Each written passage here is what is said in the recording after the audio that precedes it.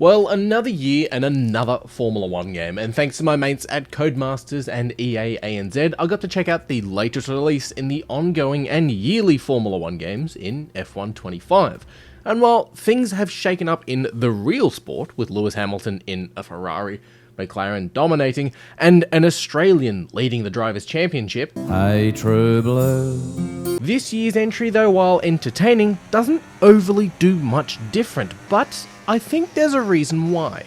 But firstly, if you've never played a Formula 1 game before, what can you expect? Well, obviously F1 25 is a racing game, but unlike Forza, Gran Turismo, or well, anything else, here in F1 25 you'll be racing either Formula 1 cars, or if you wish, Formula 2, which if you're new to the sport, you generally work yourself upwards going from Formula 2 into Formula 1. The racing itself can be forgiving for new players, but for those of you who wish to turn off all the assists and put it on simulation damage, F1 25, just like in previous entries, can get your blood boiling, having you running high on adrenaline and laughing alongside friends. And it kind of goes without saying, but playing F1 with friends who also love the sport is pretty damn fun. Now, there are a couple of different ways to play here in F1 25. Firstly, you can just sort of take the control of your favourite driver, say Lewis Hamilton, and race in a Ferrari around Silverstone. Still feels a bit weird to say Lewis Hamilton in a Ferrari, but anyways, yeah, you can just pick up the game and just start playing it, have a bit of fun with some simple racing. But then you've got career mode, where you can either play as yourself as a custom driver, and you can go through Formula 2 and into Formula 1 and do a full season of F1, where each year there are driver swaps, upgrades to the vehicles, and you can do the standard start with the backfield team like, say, Kick, prove yourself to other teams that you are a good driver, and then move your way up to, say, racing for someone like Mclaren. You can also do the career mode too as an existing driver like Oscar Piastri or Nico Hülkenberg, and move to different teams and have a bit of fun with that. Now, with the career mode too, you've also got co-op career, which is personally one of my favourite ways to play, well, any Formula 1 game, and it's the same here with F1 25, where you and a buddy will play through the co-op career together in two different ways. There is co-op mode where you both race for the same team and you move teams together.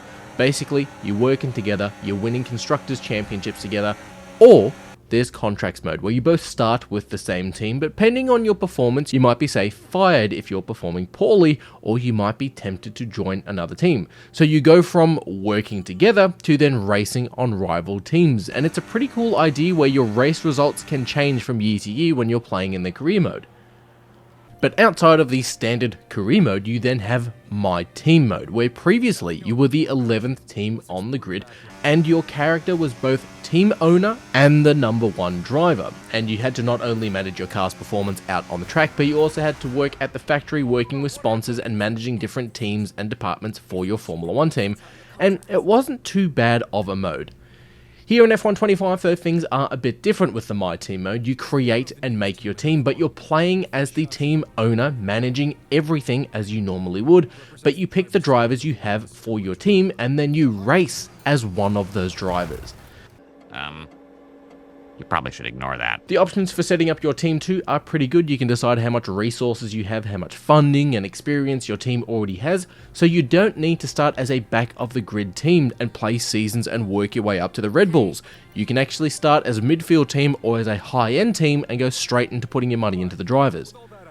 With this though, you do pick your number 1 and number 2 drivers, and there are some funny options too, with racing legends like Michael Schumacher, Senna, but then we've also got esport drivers like Jarno Opmeer, Formula 2 drivers, but then there's also the racers from the upcoming Formula 1 movie and Breaking Point Season 3.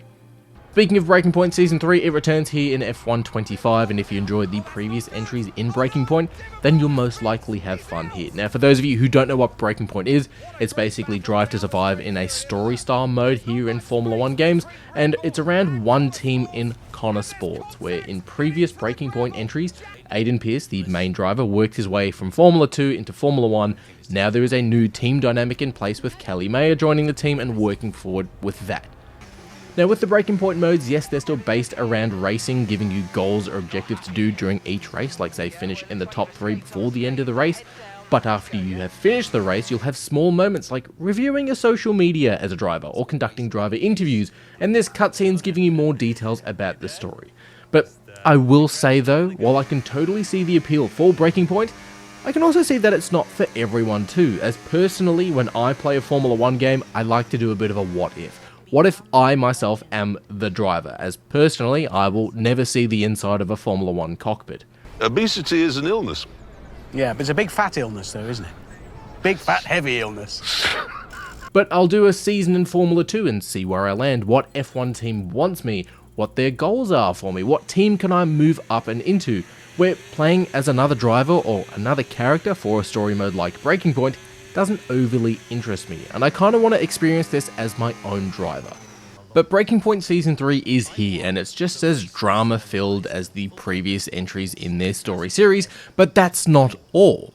Here in F1 25, we've got the F1 movie mode to play through where you replay moments out of the movie on the track. Now during the early review period, the F1 movie hasn't released in cinemas yet, so all I could do was drive the car around Silverstone to get an idea for the scenes in the movie and what they'll be about, and I gotta say, I think the game has gotten me more interested in the movie rather than the trailers. But what F1 25 adds that is super enjoyable and completely spins my head around is reverse tracks, where here in F1 25 you can race around Silverstone, the Red Bull Ring or Zandvoort in reverse. What the fuck did I just hear? With a reverse grid position, reverse pit lanes, all of it. And while it is something pretty trivial and small, it is 100% fun and something that the FIA should have really considered during the COVID championship run of, well, Formula 1. My goodness, what an idea. Why didn't I think of that? But I found myself getting lost and confused with what corner I was approaching, what gear should I be in, and also some of the environmental hazards on the track have changed from sort of the direction that you're racing in. For example, the sausage-breaking curb that will destroy a car at the Red Bull Ring, which is the first corner, is no longer an issue because you're not going that wide. But holding a steady racing line when going uphill at the end of Sector 2 and the start of Sector 3 can be a bit challenging. Now, I'll flat say it, I've been enjoying my early access time with F1 25. I've started a co-op career with a buddy of mine, Norza, who's recently gotten into F1 himself, and we're having some fun and laughs as we race with each other in career mode. There is the new livery editor here in F1 25, and it is pretty damn fun to create and use some awesome designs that you can just think of for your car. It does take a bit of time getting used to, as well as you kind of judge yourself a lot when you're looking at what a real F1 car livery looks like compared to yours is kind of like a sticker book from when you're in primary school, just covering stickers all over your blank work page. But have a bit of fun with it, I will say. What the hell were you thinking? Now though, when it comes to gameplay and how does the cars handle, I'm honestly in two boats really. Firstly, the game doesn't overly feel any different to last year's game, but I've recently just upgraded my racing cockpit to the new Thrustmaster T818 setup, with new load cell pedals, and I'm still using the SF1000 Ferrari wheel, so I can't overly tell if the car feels different in-game because I'm using a new wheel hub and pedals because, well, it's something worth noting. I can't give you necessary feedback to how does it feel last year compared to how does it feel this year, just because I'm using a new setup. However, I have noticed though that it is a bit easier for your car to sort of kick out even when you're on medium traction control going around some corners, and some curbs, like say the sausage curbs at Jeddah for example, are easy to get beached on, and it's a bit horrifying when you're moving that fast and you lose control of your car.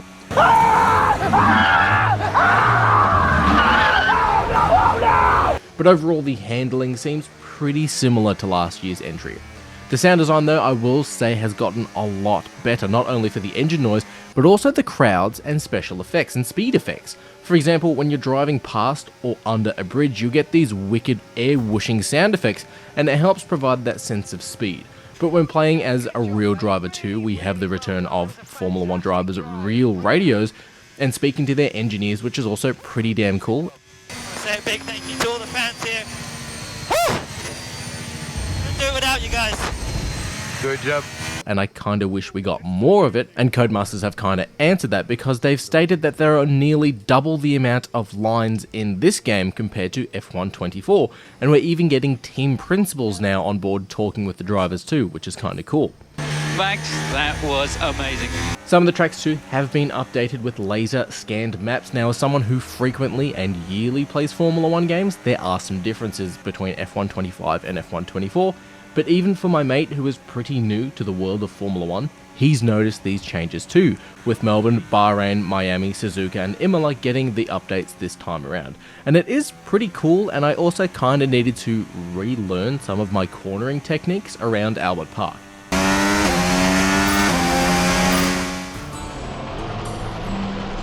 I hurt myself today.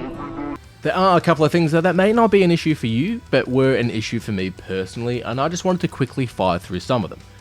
Firstly, the My Team mode. It's cool that there's more of a focus on managing a Formula 1 team with all the different departments taking more focus. But what I found weird is that you still need to do race weekends, but rather than racing as yourself as the owner driver, you pick what driver you're going to race as, and in my instance, I had Jenson Button as my number 1 driver, so I would race as him. But what I found weird was the options for drivers available in the game when it comes to selecting your team.